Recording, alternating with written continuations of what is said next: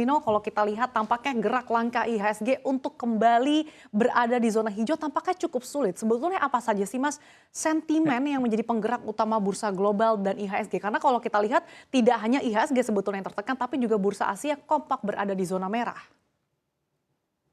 Ya, jadi memang untuk, pekan ini ya investor masih, terdampak cukup negatif terkait dengan sentimen kekhawatiran, resesi di Amerika ya. Kita tahu Wall Street, 4 hari beruntun, mengalami pelemahan dan itu menjadi, faktor yang cukup dominan ya dari eksternal. Kemudian, dari dalam negeri juga, kelihatannya investor masih menunggu ya terkait dengan rapat BI nanti di tanggal 22 yang sebenarnya menurut konsensus itu, kemungkinan BI hanya akan menaikkan, suku bunga sebesar 25 basis point gitu. Jadi saya pikir itu dua hal yang, mungkin masih menjadi, katalis utama ya untuk, pergerakan indeks, kita gitu Mbak Anissa ini. Oke, saya akan kembali ke Mas Malik. Mas Malik, kalau kita lihat Wall Street saja sudah melemah 4 hari beruntun, kemudian juga tampaknya diikuti oleh pelemahan bursa saham domestik. Sebetulnya dari investor sendiri apa sih yang dilihat, kekhawatiran apa yang dilihat terkait dengan sejumlah sentimen-sentimen baik dari global maupun domestik yang membuat investor khawatir? Oke, baik. Untuk dari global kita lihat dari European market itu inflasinya belum mungkin sudah melandai tapi belum signifikan sehingga masih ada harapan bank sentral menaikkan suku bunganya sehingga ini bakal mendorong negara-negara yang masih tingkat inflasinya masih tinggi ke jurang resesi dan itu kekhawatiran investor sentimen di globalnya.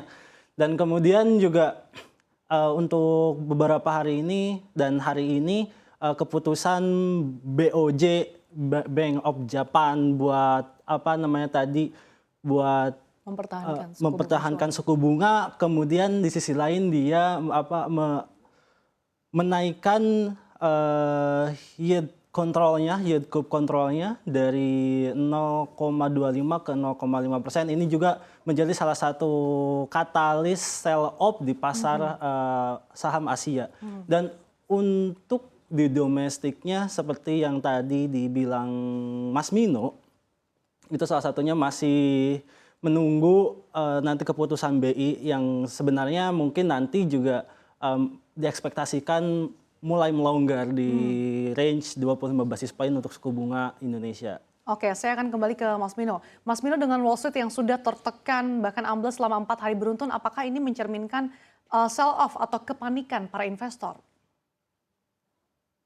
Ya, saya pikir kalau untuk di Wall Street, demikian ya. Jadi mereka benar-benar khawatir bahwa, ekonomi Amerika ya pasca kemarin, bahwa The Fed memberikan sinyal, di tahun 2023 masih ada ruang untuk, kenaikan suku bunga ya, walaupun hanya 75 basis point. Kemudian, data penjualan retail juga di November ternyata, turunnya lebih dalam ya, itu menunjukkan bahwa, daya beli masyarakat Amerika ya kelihatannya udah mulai, tertekan gitu. Dan itu dua hal yang memang, selama sepekan terakhir ya pasca, rapat The Fed ini masih menjadi kekhawatiran utama di, Wall Street gitu, Mbak Andi Tapi Salim. kalau dari dalam negeri, kalau kita lihat net sell di pasar reguler dalam sepekan terakhir ini kan sudah terjadi lebih dari 2 Ya. triliun. Apakah kalau dari dalam negeri ini mencerminkan juga kekhawatiran di pelaku pasar atau justru sekedar wait and see saja Mas Mino?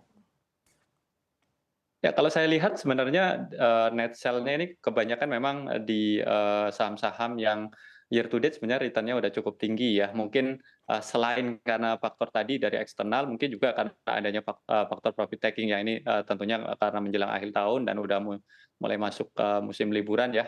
Dan ada satu fenomena yang cukup menarik juga adalah terkait dengan, kayaknya ada pergeseran ya dari, pasar saham ke obligasi. Misalnya saya kasih contoh di 2 minggu lalu itu kan net sell di market itu sekitar, 8 triliun ya, kemudian di pasar obligasi itu net buy sekitar, 12 triliun. Kemudian di minggu lalu net sell di reguler kita 5 triliunan, kemudian, di pasar obligasi juga ada net buy ya sekitar walaupun nggak terlalu besar gitu.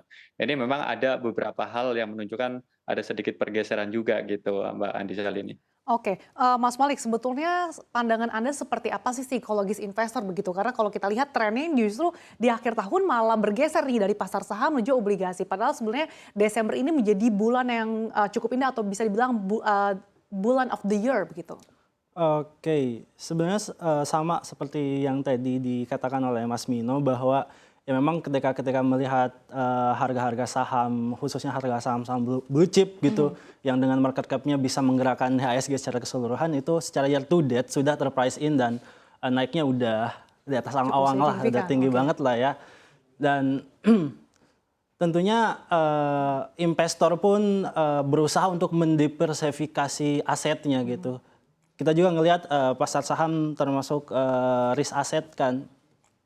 Sehingga sekarang di tengah inflasi yang melandai terus harapan untuk bank sentral melonggarkan suku bunga itu menjadi harapan buat obligasi di tahun depan juga. Makanya Apakah trennya investor-investor ini masih akan berlanjut ke depan berarti? saya melihat untuk obligasi di tahun depan mungkin akan mulai manggung lah ceritanya.